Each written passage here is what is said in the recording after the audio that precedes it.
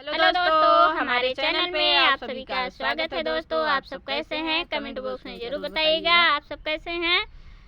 तो आप सबके लिए एक खिचड़ी खिवाई गीत लेकर आए हैं, वो भी बहुत दर्द भरा है। आप सबको कैसा लगेगा कमेंट बॉक्स में ज़रूर बताइएगा। एक दूल्हे से अर्ज किया जा रहा है कि देख लीजिए, हंसी मन से खुशी मन से खिचड़ी खा लीजिए, नहीं तो हंसी बहुत होगी, हंसी मत करवाइएगा भाई पटीदार से। वैसे सही बात है दोस्तों, अगर जो कोई दिक्कत हो जाती है सबसे पहले पटीदार जो होते हैं भाई पटीदार हंसने के लिए तैयार हो जाते हैं, तो इसीलिए उनसे गुजारिश कर रही हैं, मना रही हैं उनको। तो हमारे गाने के माध्यम से सुनिए हमारा गाना कैसा है, कमेंट बॉक्स में जरूर अपना राय दीजिएगा।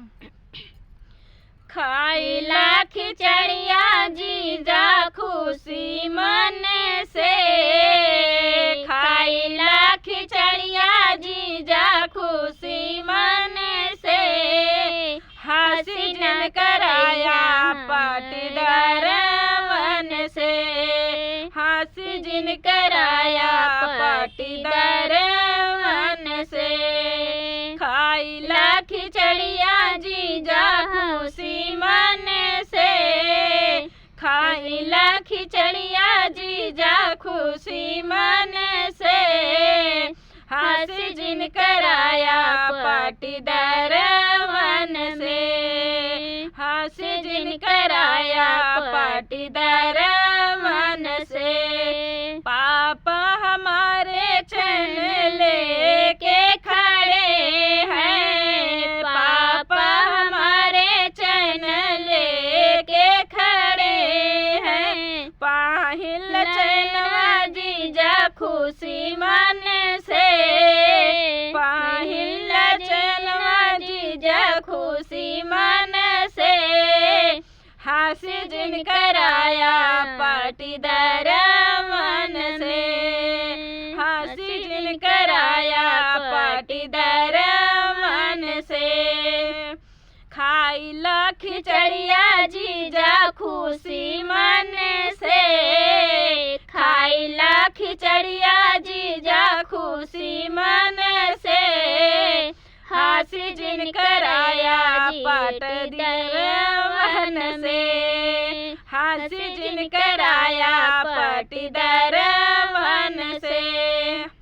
चाचा हमारे घड़िया लेके खड़े हैं, चाचा हमारे घड़िया लेके खड़े हैं, पाहिया घड़िया जीजा खुशी मन से, पाहिला घड़िया जीजा खुशी मन से, हंसी जिन कराया पाटीदार मन से, हंसी जिन कराया पाटीदार मन से।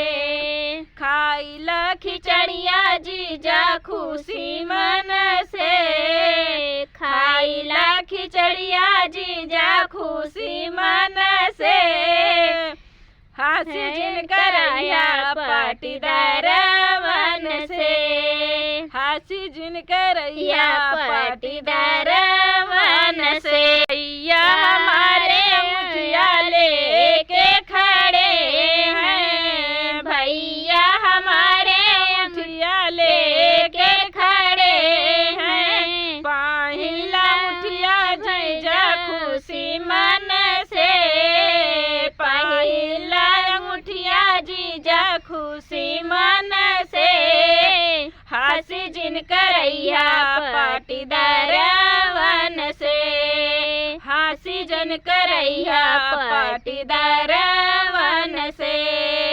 खाइला खिचड़िया जीजा खुशी मन से, खाइला खिचड़िया जीजा खुशी मन से, हंसी जिन करैया पाटीदार मन से, हंसी जिन करैया जीजा पाटीदार मन से।